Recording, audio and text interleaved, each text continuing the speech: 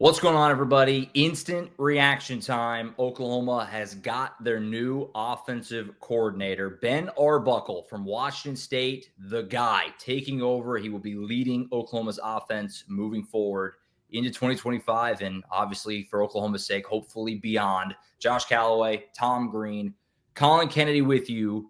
Guys, this news broke just, whatever it was, 30, 45 minutes ago. Ben was always a name that was in the mix from the very start, our very first hot board. He's come up. He's been in the conversation, and now it's official. Ben Arbuckle is going to be the guy. There's a lot to sift through, a lot to, kind of digest, both from a staffing perspective, what this means roster-wise, but we'll try and break it all down as much as we can. But let's just start with your guys' reaction when you saw this officially. Ben Arbuckle going to be the guy coming over from Washington State to be Oklahoma's new offensive coordinator. Yeah, I mean, I think to an extent it's a risky move. Obviously, Ben Arbuckle's done a great job, but he's only got 3 years of offensive coordinator experience under his belt. He's 29 years old.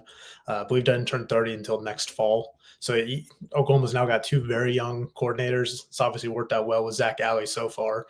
But look, if you're Brent Venables, like this is a hire that you needed to get right, and you are tying a lot to a guy who has been calling plays for 3 years.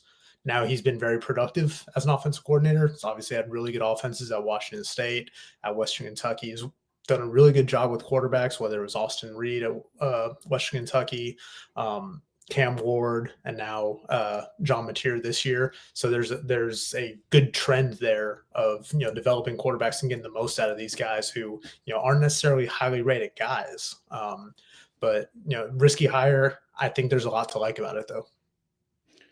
High risk, high reward is kind of the phrase that's flying out there, right? But I like the move. I think the best way I can phrase it right now is it has potential to bring a lot of familiar advantages to Oklahoma. When you're talking about a guy from the state of Texas, Texas high school football, Texas high school coaching association ties, there's a recruiting advantage there that Oklahoma needs to lean on. You're talking about someone from the air raid tree. Obviously, that's a system that's pretty much tried and true in Norman.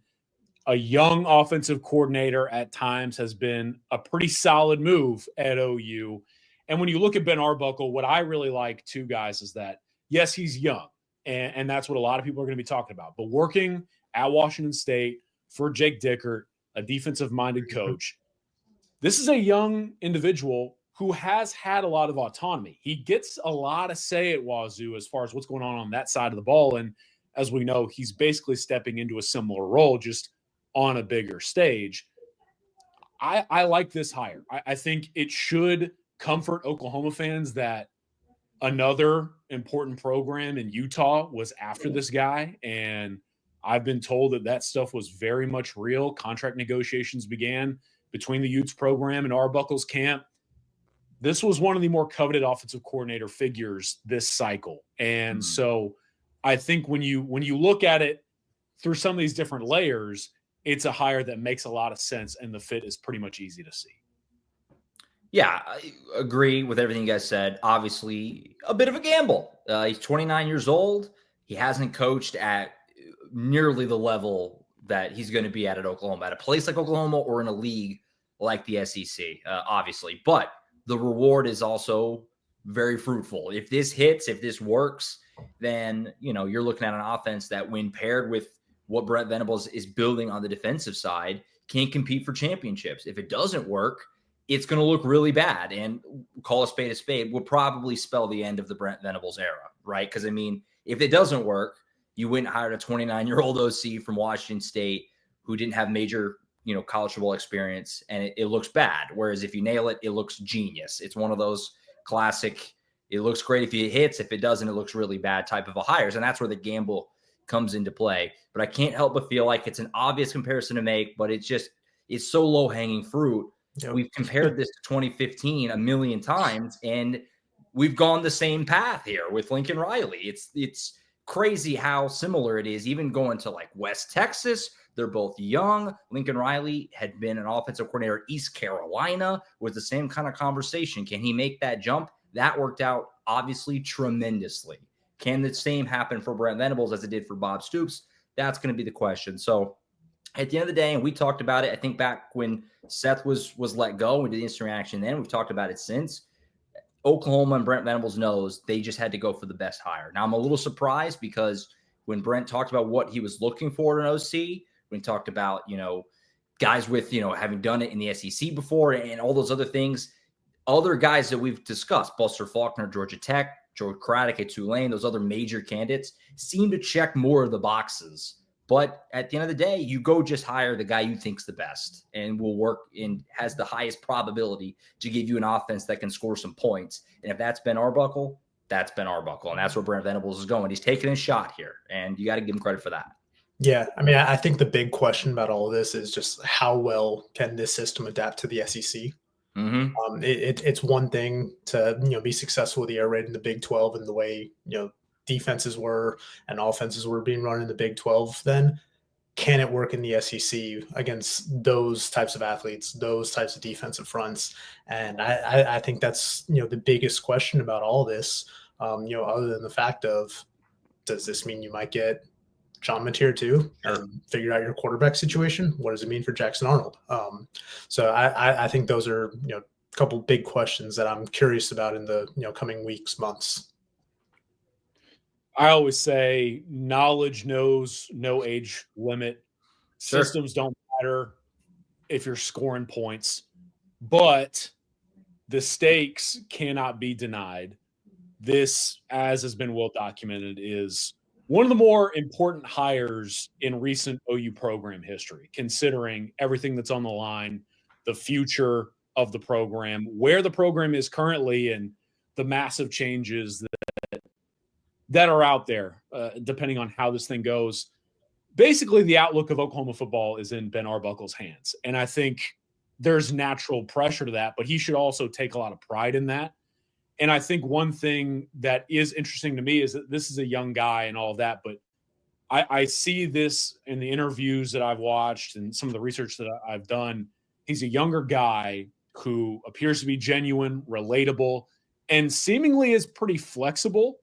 And so while I think you look at this offensive coordinator cycle, maybe there wasn't the tried and true SEC coordinator out there, right, Josh? Mm-hmm. Like maybe there wasn't the long-time SEC guy to be able to be hired right now. And so when you look at it, Brent Venables probably needed someone who could do a little bit of everything, whether that's run the show on his own or adhere to some of Brent Venables' wishes when the time comes. And I think when you take some of the experience metrics out of it, Ben Arbuckle's ability ultimately to carry over all of these seemingly promising advantages that he brings to the table, it has a chance to be either wildly successful, like we saw when Oklahoma hired another budding young offensive mind, or this is going to be something that we talk about for years to come as far as what happened and what ultimately will happen to Oklahoma football. Yeah, I think a couple things that are interesting to note, at least just like from what he's been able to do at Washington State. We heard Brent Venables talk about efficiency a lot. Washington State's offense is 33rd in ESPN's offensive efficiency ranking this season. They're 24th in offensive SP plus. So the advanced metrics like what he's been able to do so far, and also year to year how he's been able to adapt. Washington State had one of the worst rushing attacks in the country last season. And they've been so much better, much more balanced offense. And now a lot of that has come with the QB run game, which, I mean, we've seen from Oklahoma these last couple of weeks. But still, you like that he's not just like, I'm going to air it out every time. Like he's been able to adapt early in his career. For sure. From a timeline perspective, we talked about a bunch. We felt all along that this hire was going to be made swiftly after the end of the season. And Collin has stressed that to our VIP members many times, that before signing day, this is almost certainly going to be done. Obviously, you never know. Things change. There come hiccups, whatever. But Brent Venables has been open to that as well, not naive to the fact that getting this done before signing day, before the portal window opens, was going to be a necessity and huge. And they did that 2 days after the opener's done, 2 days before signing day. They've got their guy here. Collin, I want to ask you specifically from what do you think is going to happen staffing-wise here? Because it kind of ties into the recruiting conversation as well. I mean, just yesterday we saw Jacquez Petaway reveal his intentions to enter the transfer portal. We also saw them lose a commitment from Marcus Harris, wide receiver commit, but they also saw the reaffirmment from Manny Choice, as well as some other guys in that 25 recruiting class. Who knows as far as the staff, what's going to actually be in place here. I'm not going to ask you to go down the list of position coaches, but I guess how you kind of feel like the staff might shake out from here. Do you think it's going to largely stay in place, or we still might see some shuffling here? Because that's the next obvious question. So there are three decisions that I think carry a lot of weight in this situation for Ben Arbuckle. Number one is ultimately, what is he going to do with Bill Bedenbaugh? Now, for those who don't know, Bill Bedenbaugh, obviously, we know the offensive line recruiting class. We know the track record he has of development. We know the value that he brings to the table from an NFL draft perspective and just his reputation in general. But on top of that, Bill Bedenbaugh has been the Dallas-Fort Worth area recruiter at Oklahoma for several years. He is a big presence in the DFW Metroplex. Bill Bedenbaugh and his status, whether or not he's going to be on Ben Arbuckle's staff going into next season, it is one of the most important pending decisions for Arbuckle in the coming days. And the consequences or the advantages that would come from that decision, it looms large. Second thing is Emmett Jones. On a similar note, again, Ben Arbuckle is a Texas high school football guy. He is a Texas High School Coaching Association guy. And by trade, if you are someone who's connected to that organization, you know who Emmett Jones is. There is no ifs, ands, or buts. Emmett Jones is one of the most influential presences in the Dallas-Fort Worth Metro. And in general, this is a guy who in the state of Texas is extremely respected. You think about what Emmett Jones is as a coach, everything that he's done along his career path. He's proven to be not only a great recruiter, relationship builder, but he is someone who can develop and lead young men. So I look at those two specifically when we talk about Ben Arbuckle, because again, the connections to the Lone Star State, those two are very influential. And you're talking about whether it be the offensive line or the receiver position, turnover at either of those spots right now, you can't necessarily afford that at this juncture. So yeah, I'm very fascinated by that. The last thing I want to say that I personally believe is going to fly under the radar, and I'll have some more notes on this later today on the site. What happens if Oklahoma cannot allow Ben Arbuckle to make a lot of on-field staff hires? Let's say they ask him to keep 3 people, who knows? Where does he get some leeway in terms of the off-field assistant stuff? Oklahoma has dedicated a lot of staffing positions and numbers to those off-field analysts. They've invested more in those opportunities. Guys like Seth Luttrell, Kevin Johns, Nick Basquin, so on and so forth. They've made some really solid hires now as far as those off-field guys. If Oklahoma cannot dedicate on-field positions to Ben Arbuckle's future staff, how much say does he have and who else is filling out the rest of the coaching staff along the way? And that would impact so many other people, guys like I just mentioned, obviously, but then you're talking about Ty Hatcher, Jack Lowry, guys that worked with Seth Luttrell. They were off-field hires. I mean, the list goes on. And so those are some staffing decisions I think are personally important right now for Ben Arbuckle. And ultimately, when we talk about the overall value or the impact he's going to have, who he chooses to hire or let go from here on out carries just as much weight as his hire himself, right? I think it's going to be really intriguing to follow. Tom? Yeah. I mean, kind of piggybacking off Colin, I think the Bill Bedenbaugh and Emmett Jones ones are, particularly interesting to keep an eye on. Even just talking to Joe John Finley after the LSU game, he understands the situation. He knows that, he's been the interim guy. I would be probably a little bit surprised if he were back next season. I mean, he still has 2 years left on his contract, but that, let's be honest, the tight end position underperformed this season, even though Bauer Sharp was the leading receiver. I wouldn't be surprised if there was a change there. Ben Arbuckle being a quarterback's coach, I would not expect Kevin Johns to be quarterback's coach next year, obviously. And I think what he's shown, Kevin Johns, who's obviously an accomplished coordinator and quarterback's coach in his own right, probably, opens some eyes and is going to be a coveted assistant out there somewhere, whether it's as an offensive coordinator at another school or as a quarterback's coach somewhere. I'd imagine he's going to get an on-field opportunity somewhere else. I think, Yeah. Josh, the biggest wild card, real quick, is DeMarco Murray, right? I mean, you're talking about someone who has been around this program as a player, as a coach. He's built up that running back room. He carries a lot of weight in terms of relationships. But at the same time, DeMarco Murray is a guy who has explored options a time or two or three. And running backs feels like one of those unknown positions right now, whether or not Oklahoma would allow Ben Arbuckle to make a hire. And so I agree with Tom wholeheartedly. I think Joe John Finley's probably moving on. Kevin Johns, to me, kind of deserves like the Matt Wells treatment. I think Kevin Johns deserves to be, if not an offensive coordinator somewhere, a on-field quarterbacks coach because of the job he's done. But yeah, the last thing I would say is the DeMarco Murray situation is going to be really fascinating to follow down the stretch because this is someone who's been associated with OU for so long, but at some point you got to let your guy make his own calls. Yeah. And also just on the DeMarco front, obviously he's recruited pretty well in that running back room.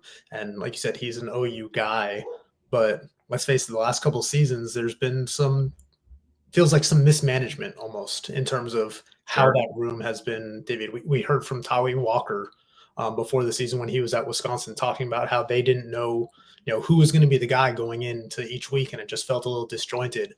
This season, obviously, they had to navigate some things, and then we see what Xavier Robinson's able to do late in the season when he was a guy that was originally going to redshirt. And I know some injuries have, been an issue in that room too with Gavin Sawchuk and Javante Barnes too, but it just feels like, maybe it's in everybody's best interest to maybe part ways there and let DeMarco find another opportunity away from his alma mater and spread his wings a little bit too.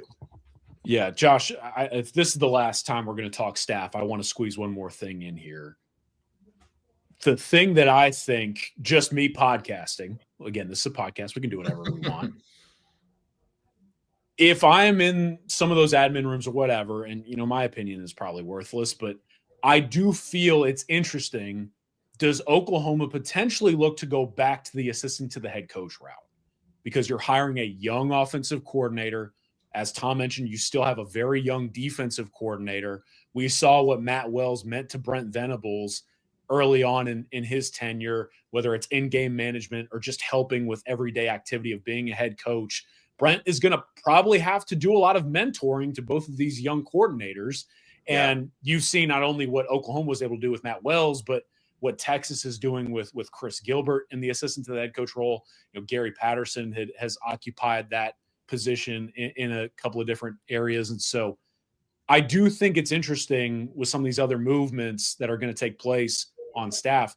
Does Oklahoma end up bringing in even more to the table and basically trying to counterbalance the quote unquote inexperience in Ben Arbuckle with a position that I think brings a lot of value in today's college football?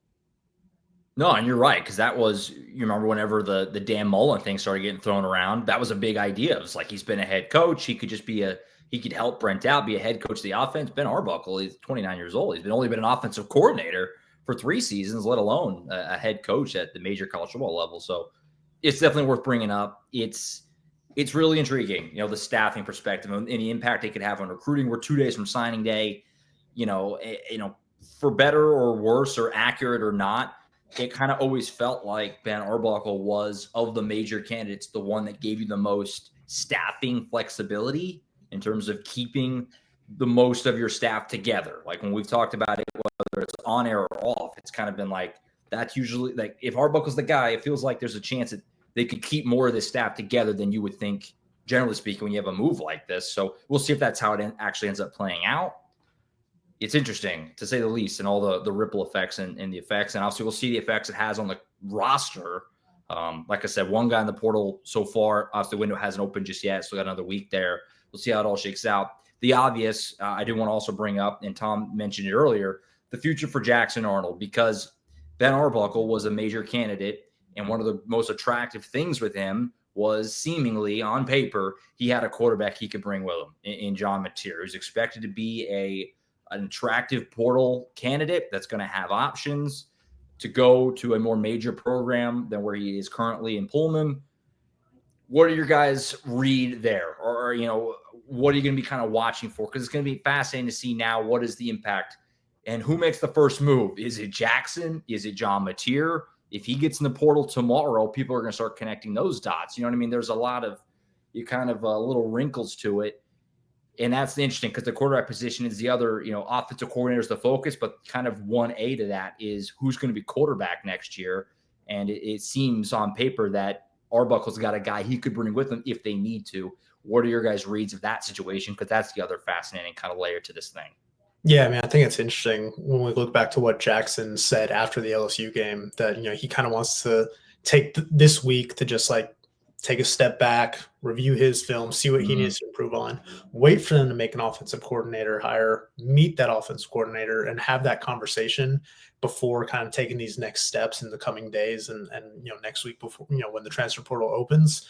Obviously, I think that might change a little bit if, like you said, John Mateer decides tomorrow to be like, hey, I'm hopping in the portal, because then, as you mentioned, you start connecting the dots there. Yeah. But I mean, look, even if John Mateer hops in the portal, he's going to be a guy that is going to be very coveted. I'm sure Oklahoma will have competition for him, even though they have that clear relationship and built in where he knows the offense already. So I think you have to keep your options open regardless. But I'm interested to see, how Jackson Arnold handles these next few days after he, gets to have those conversations and get to meet Ben Arbuckle and see what those steps want to be. So the portal opens up officially on December 9th. The conversations over the next few days are going to be imperative. They're going to be pivotal because Arbuckle is going to have to balance two talks. Jackson Arnold, John Mateer. I think if you're Ben Arbuckle, this is interesting. And for both of these quarterbacks, it's a tricky situation to navigate because I do think what Brent Venables said earlier this year has a lot of truth behind it, in that Jackson Arnold picked the University of Oklahoma because he wanted to be Oklahoma's quarterback. Like, guy could have gone pretty much anywhere he wanted to, and he wanted to go to Oklahoma because he really did feel like he could be the next great quarterback in Norman. But John Mateer is a native of Little Elm, Texas. You have to assume that, well, I can tell you, there are going to be a lot of programs lining up to call John Mateer, maybe even hop on a Zoom or go visit him. Who knows? You have to think that Oklahoma's going to have a little bit of a geographical advantage if his family is very interested in seeing all of his games, because driving 2 hours up from Little Elm, Texas, if they're still out that way, is a lot easier than getting to Pullman. Anything is a lot easier than getting to Pullman. Quite literally anything. But this is the other thing too.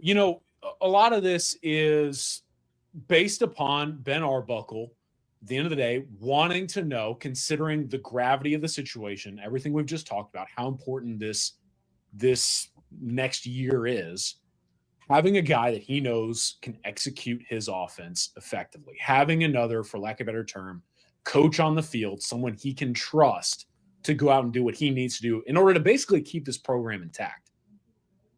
I have to think more than likely the preference is for Ben Arbuckle to try and bring John Mateer with him. I just have to think right now, based on what I've heard, educated guess, it's probably pretty likely over the next few days, Ben Arbuckle is going to be doing his best to convince John Mateer that Oklahoma is the play for him. But how he chooses to handle that with Jackson Arnold, I mean, that's tricky, because you don't want to just assume that Mateer's coming to Norman and suddenly you're up a creek with no paddle. Michael Hawkins plays a big role in this as well. I mean, Jamarian Ficklen's going to Utah. They're still without a 2025 quarterback commit. And Michael Hawkins, all of his personal connections to Oklahoma, whatever happens with Mateer and or Jackson Arnold, you have to know that you at least have a pretty reliable backup in place, whatever your future holds. And so I do think there's going to be serious interest in pursuing Mateer. I think Ben Arbuckle and Jackson Arnold will both have to learn a lot about each other and how much they can trust each other in order to potentially move forward with that relationship. And then the decisions from there, the talks with Michael Hawkins, it's going to carry a lot of weight, because the Oklahoma quarterback position is not nearly as solid as it usually is. And it's going to be on Ben Arbuckle to kind of settle things down at the most important position on the field. Yeah, look, it's another really big decision, obviously. Public perception, whether it's fair or not, and it's not, but the public perception is that Brent Venables elected to roll with Jackson Arnold and let Dillon Gabriel walk. And now Dillon Gabriel's got Oregon undefeated, #1. Jackson Arnold, not his fault. Again, not fair, but this is what the perception is around the country, that Jackson Arnold had an underwhelming year and now he may look to transfer. So you missed again, in the public eye, you messed this up once. Whenever Caleb Williams hit the portal, they moved swiftly. They got Dillon Gabriel in that day. They didn't wait long. And that was a time of Brent Venables trusting his new OC in Jeff Lebby to go get his guy in Dillon Gabriel. And it worked out, obviously, quite well for a couple of seasons. We'll see what they'd like to do here. Obviously, if Jackson decides he wants to move on, it's pretty open and shut. But if Jackson wants to be back and John Mateer wants to join Ben Arbuckle, I can't see a world where they're both here. You got to make a decision. So and it's another big one. Almost, in some ways, almost as big as the OC hire itself is making sure you make the right call at quarterback. Because if you let Jackson go, or you decide you want to go with Mateer and you let Jackson know that, and he goes somewhere else and he lights up and John Mateer has a rough year, that's going to be just as bad as missing the OC hire, at least optically. So, it's why they pay Brent Venables the big bucks, right? To make decisions like this and to hopefully find the right guys in the right spots to get this offense turned around from what was obviously a horrible year this past season. Yeah, at the end of the day, it doesn't matter what play is called if you can't run it. Right. And I think, as we've documented on the site several times, a big layer of this offensive coordinator search was the quarterback position. I mean, a lot of these guys that were seemingly in the run for it were tied to signal callers, at least on paper, who could potentially enter the transfer portal. Mateer, last I checked, Tom, maybe you can correct me on this if it's changed. Last I checked, we're talking about John Mateer being #1 in the country right now in points responsible for, at least in the FBS. I mean, he brings a lot of value to the table, but at the same time, like a lot of our subscribers have pointed out, he's not necessarily proven. And Wazoo had a little bit of a tough stretch down the final few weeks. Yeah, they did. So, yeah, like finding the best way to balance this is just as big as the hire itself. And Oklahoma cannot see the same level of quarterback play it saw this year going into next year. It can't. But it could happen either direction. So I think we talk about this being one of the most important staff hires in the history of the program. The next person to take a snap at OU arguably might be the most important quarterback in program history when you think about what could happen if that guy can't get it done. Yeah, it'll be interesting. Like you said, Wazoo struggled a little bit down the stretch, but I mean, you still look at John Mateer's season on the whole. You counted for almost 4,000 total yards. 29 touchdown passes, were tied for 4th in the FBS. 15 rushing touchdowns, 830 rushing yards. Like, it's pretty good. It was like one of the top rushing quarterbacks in the country. That's what, 45 touchdowns accounted for. Like, see if you can get that to translate, man. He had a good season, completed 65% of his passes, 9 yards per pass attempt. Like those are good numbers. Again, we talked about the efficiency of Washington State's offense. That's something Brent Venables was looking for. If you can get John Mateer, I mean, you take that, you roll the dice with that because he has the familiarity with that system already. And again, we point to the job that Ben Arbuckle has done in a brief time with quarterbacks, whether it was, inheriting Austin Reed, getting Cam Ward at Washington State, and then now Ben Arbuckle this year. Like, he's been able to plug guys in and get the most out of them. And I'm glad Colin brought up Michael Hawkins as well, because you just knowing him and obviously that family, he's going to intend to be heard from on this. If he's back, he's coming back with the intention of winning that job, right, going into next year. So that's the other little wrinkle, and that could be a really nice kind of safety blanket, I guess, for Arbuckle and this team, for Brent Venables to know at least we got this guy. When push comes to shove, whatever happens next year, we have another viable option who played a little this year, showed some flashes, and he's the other layer in this. Is Michael Hawkins, is he definitely going to be back? And if so, can he be heard from during camp and during spring as he tries to get his name into the conversation to maybe be the guy next year. I mean, he's a true freshman this year. It's not like his career is just over. I mean, he came in as a true freshman, did some nice things. We'll see. And I think it's important to remember, like, Michael Hawkins came to Oklahoma knowing that, Jackson Arnold was probably going to be the guy for the next 2 years. Yeah. Obviously burned his red shirt this year, but even if he wasn't the guy next year, he still has that red shirt available where he'd have 3 years left after that if John Mateer is the guy next year. So it's a little bit different situation than Jackson Arnold, who's obviously played 2 years, and you don't want to necessarily use your red shirt as a third-year player, but it's just a little bit of a different situation, or another layer to it when it comes to Michael Hawkins, I think. Yeah. At the end of the day, Michael Hawkins is like you mentioned, going to want to know whether or not he has a shot at winning the job. I do think what happens to Jackson Arnold does carry a lot of weight with Michael Hawkins. I'm not saying one wants to see the other leave. I'm not saying anything like that. I think at the end of the day, as long as Michael Hawkins feels like he has a chance to rise somewhat in the depth chart at the university he wants to play for, Ben Arbuckle is going to have a really good chance to hold on to this guy. But he has to, because the other thing too, as we talked about, I believe a week or two ago on the podcast, Josh, Casey Thompson's going to be gone. Still don't have a 25 quarterback. And I mean, at this point, you're just talking through it. Like, what if Brendan Zerbrug wants to hit the portal or has to hit the portal through roster cutdowns? I mean, you just never know. And so making sure that you have a pretty rock solid core at the quarterback position, it kind of starts and ends with Michael Hawkins, because if you have that at least foundational piece in place, you at least feel pretty good about operating with whoever might be ahead of him. Any final thoughts on this? I mean, obviously we'll have a lot of time to digest it. It's, 9 months until Ben Arbuckle actually puts the headset on to coach a game at Oklahoma. But we talked about it at the time when Seth was let go. This was going to be the hire that determined the Brent Venables era. And he took his shot here. If it works, it's going to be great. And if it doesn't, it'll be rough.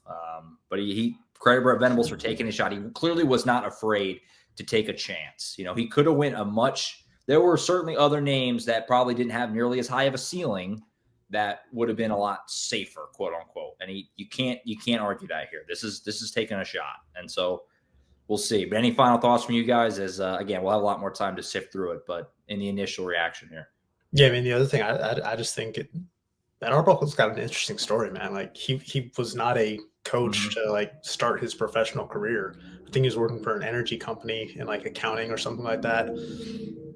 Decided to get a interview for an off-field position at Houston Baptist, now Houston Christian, with Zach Kitley. I think I read Zach Kitley's cousin was Ben Arbuckle's high school coach, or on staff when he was in high school there. So there's a little bit of connection there, and hired him. And he took a volunteer position at Houston Baptist. And then in 2020, during the pandemic, when it wasn't, didn't look like they were going to have a season necessarily, took a high school job and did that for a year at Seminole High, and then linked back up with Kitley at Western Kentucky, and then worked with him and Tyson Helton for a couple of years. Worked his way up to offensive coordinator, and then parlayed that into Washington State, and now at Oklahoma. I mean, that is a meteoric rise for a guy who's not yet 30. Crazy. I like a guy who would go and do Uber Eats on his time off, volunteer coaching, just to get some cash together, while also having a finance degree and thinking he was going to go work in a bank one day, and then realizing, I just like football too much. This whole 9-to-5 stuff isn't for me.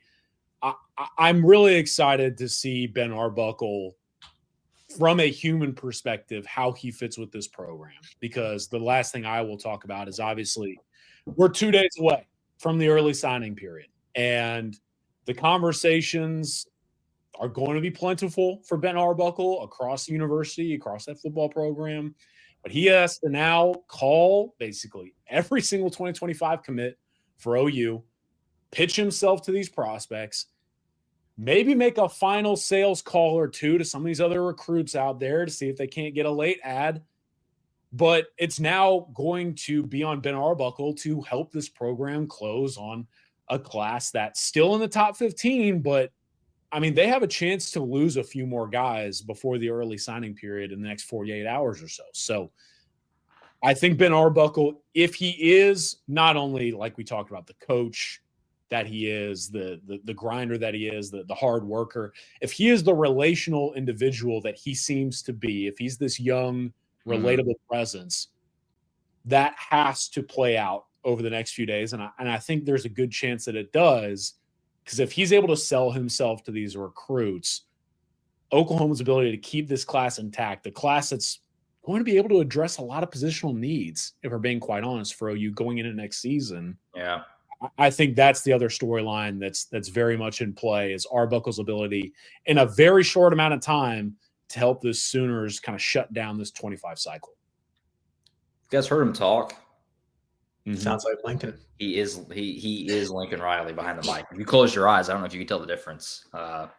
It's crazy. The parallels are obvious. And from the immediate, when we talk about the situation, the hire, it's crazy. And obviously Oklahoma fans are hoping the parallels continue, because that hire worked out quite well. They produced some Heisman winners and some playoff appearances and some conference championships. So we shall see. That's funny. He sounds like Lincoln. Zach sounds like Brent.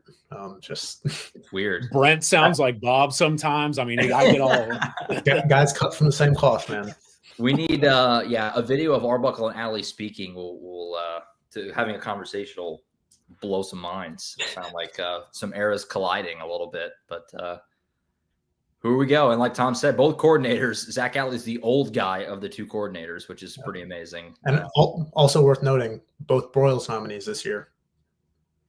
Doesn't hurt. Yeah. Doesn't hurt to sell on the recruiting end of it a little bit either, for sure. I think that's it for now. Obviously, we're going to talk about this hire a lot over the next months and months before the spring starts and next season, obviously. But stick with us over at Oklahoma.247sports.com. Colin's been all over it, and obviously we've been chipping in, Tom and I both, with what we've been hearing and what we can gather on as this kind of has unfolded. And now the next piece will be the staffing part of it, and what position coaches are still going to be here and which ones are going to be replaced. And then obviously the roster, the portal, Jackson Arnold, John Mateer, all that. So there's still a lot to figure out, but the big piece of it is in place. Oklahoma's got the new offensive coordinator in Ben Arbuckle. That's it for now. We'll be back with the podcast later this week. Colin and I on Thursday. Going to have a lot to talk about there on the post-signing day show. So hopefully you tune in for that. For CK, Collin Kennedy, and Tom Green, I'm Josh Callaway signing off for now. We'll see you next time back here on the Sooners Illustrated podcast.